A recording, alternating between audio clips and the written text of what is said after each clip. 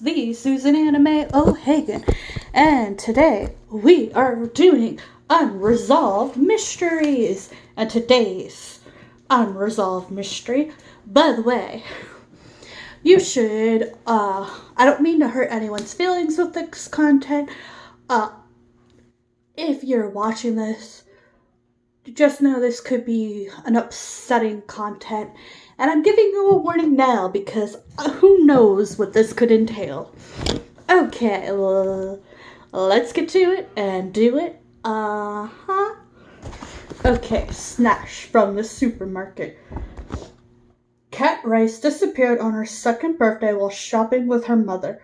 4 decades later, her desperate family are no closer to finding out what happened to their beloved little girl. The River Lamb at Pardon, born in Germany, where the Royal Military Police recently conducted a forensics investigation of Riverbank.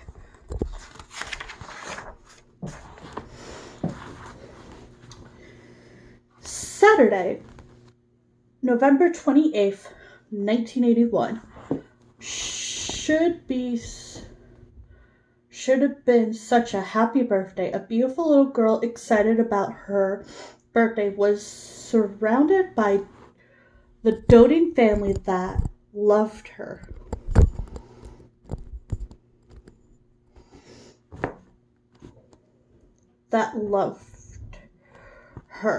There were no warnings,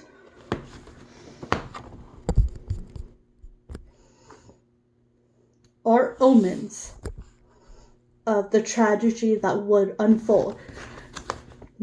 No one could have guessed that the day would mark the start of almost 4 decades of anguish for Sharon Lee and her husband, Richie Lee, serving as a Sergeant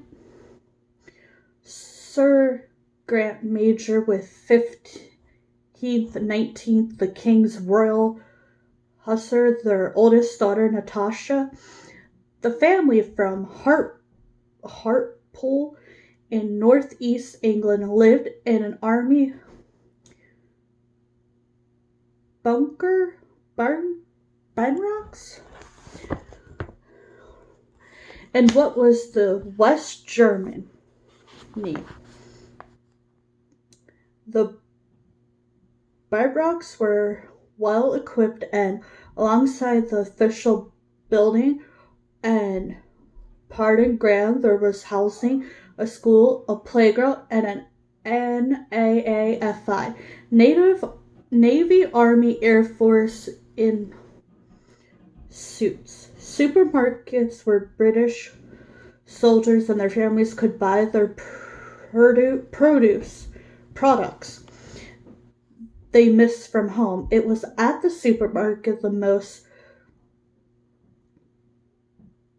basic of settings, that the Lees lived would be changed forever. The supermarket was practically busy that day. It was the last payday before Christmas, and the NAAFI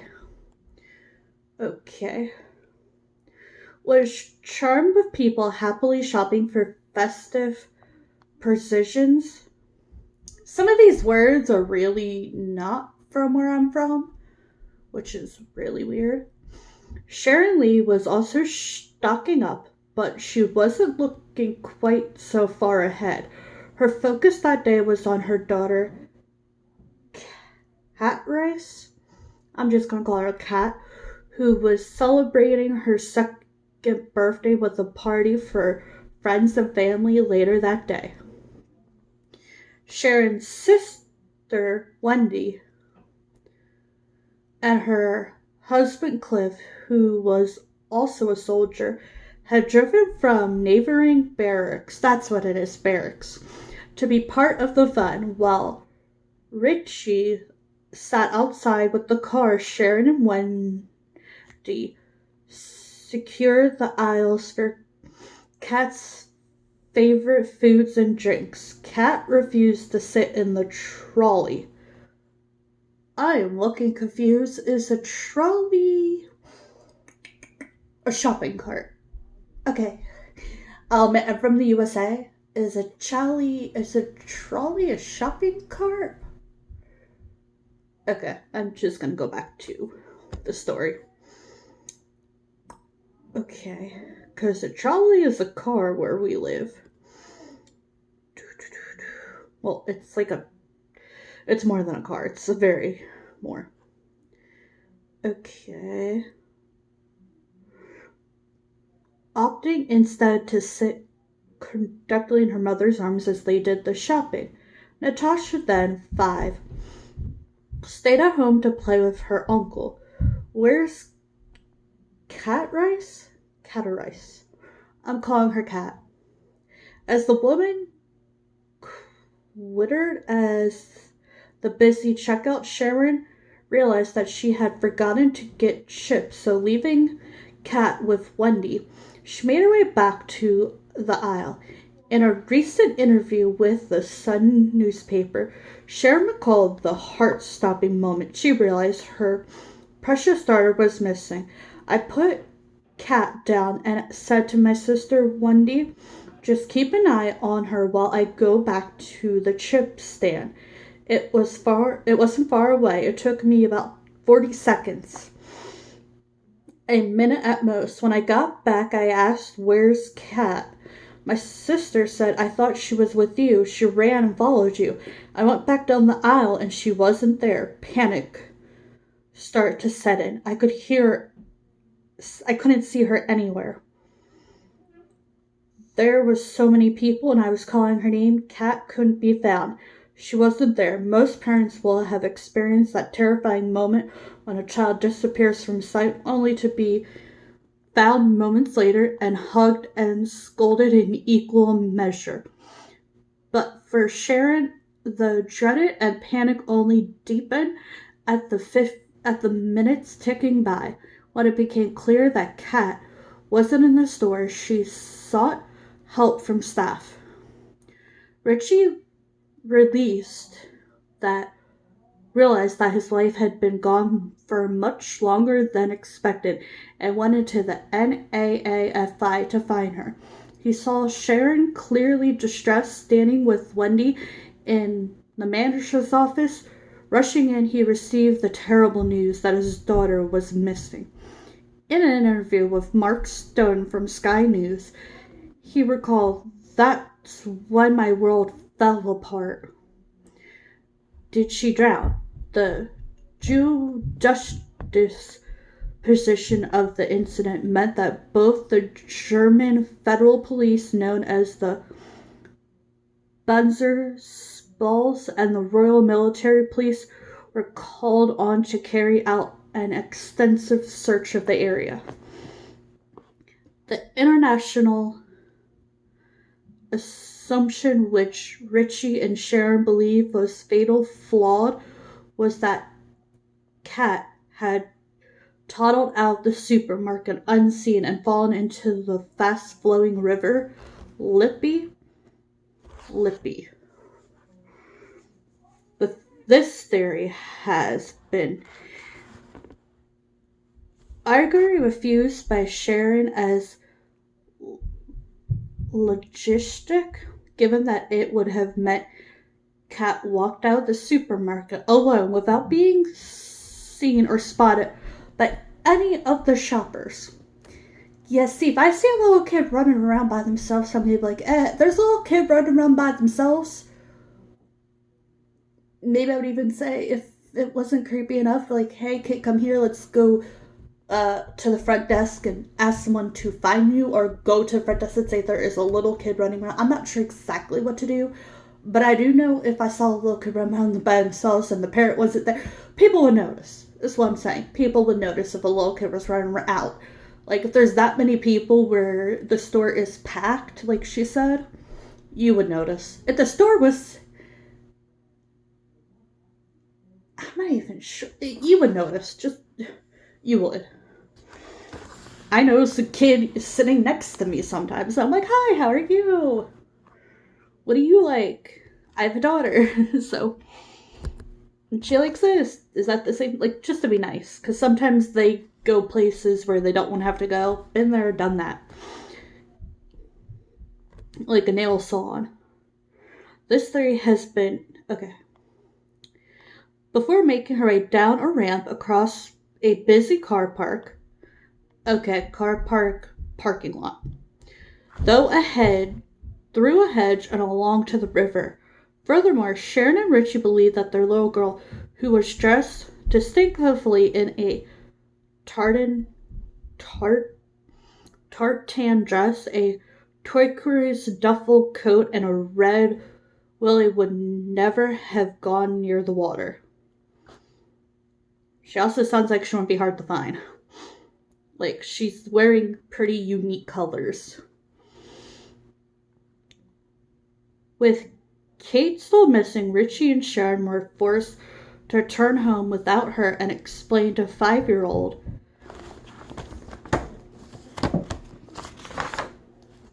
Whoa, this case goes for quite a while.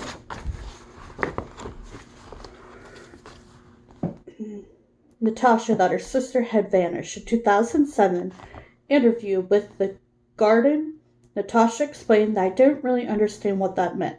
I associate long losing something with losing a toy. Found it after a bit. Her main memory of that time is of her mother's anguish screams. It was really horrible. Moms don't cry, kids cry. I also remember running around a car parking lot for Kate. I told my dad she's not there, and he replied, she's not going to be there. Tash. Disturbed by her sister's disappearance, Natasha began to suffer horrifying night terrors in which she dreamed about finding a palm in a nearby wood and pulling back the hood to reveal her sister's severed head. Stolen to order. Unable to buy into the official theory that Kate had drowned, the Lees were convinced from the outset that Kate was either taken to order for a childless couple or stolen by a childless couple themselves. Sharon asserted that the family was watched or followed, with the doctors seizing their moment when she went to get chip crisp. They call it crisp. I just assume it was chips for the party. She points to the fact that the NAAFI was very busy that day. With so many people around, it seemed important that an unaccommodated infant would go unannounced. I can't believe that a 2-year-old walked out and disappeared off the face of the earth and no one saw what happened. She said she feels it is much more likely that Kate was abducted, and Richie agrees, describing the feeling as a parent's intuition. He told the Hartlepool Mail, I have my belief that she didn't leave the NAAFI on her own. I have always said someone picked her up and walked off with her. We have always believed that it was a surrogate child.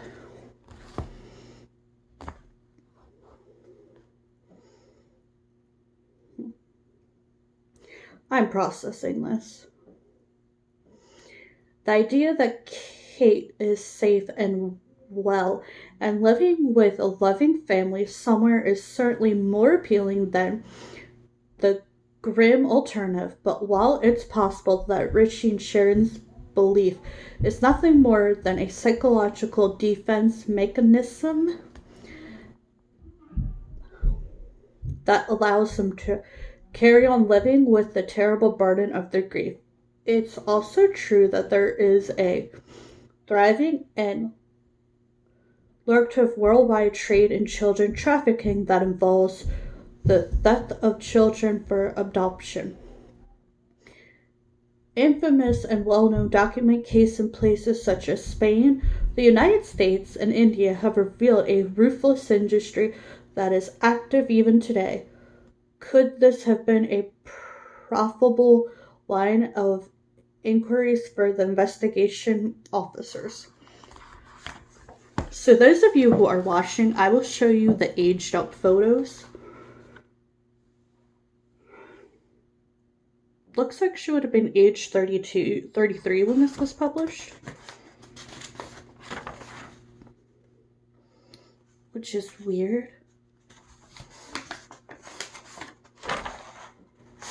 To me, because I feel like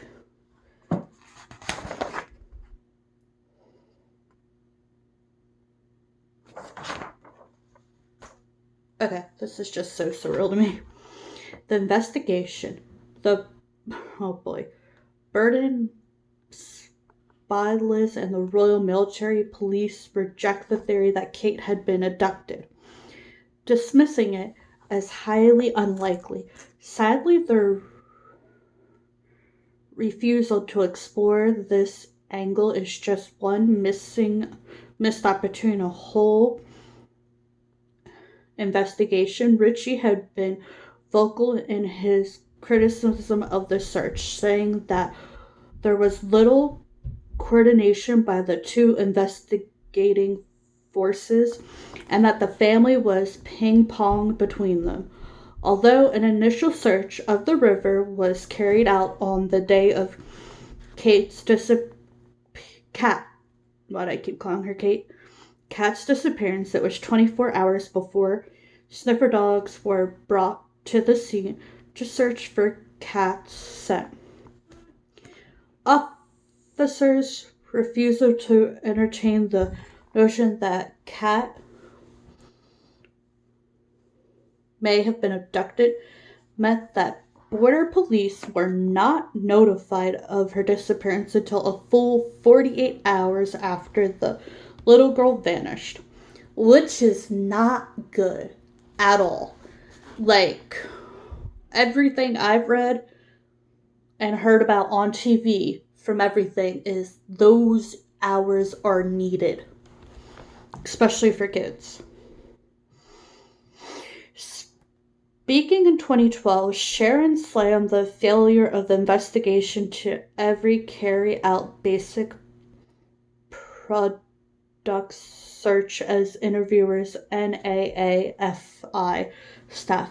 It took 6 weeks for the girls working on the checkout on the day that my daughter disappeared to be interviewed.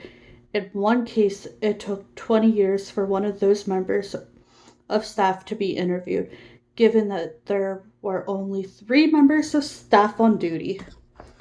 That is really sad and a little bit annoying for any parent and a little pathetic, because really you couldn't have gotten one of the 3 employees for 20 years. On the tills that day, guessing cash registers. This seems like an incredible oversight. Details of Cat's genetic eye condition were also not made public. The condition would have needed 2 corrective surgeries later on as Cat got older. Information the Lees believe should have been shared with doctors and hospitals, and something they hope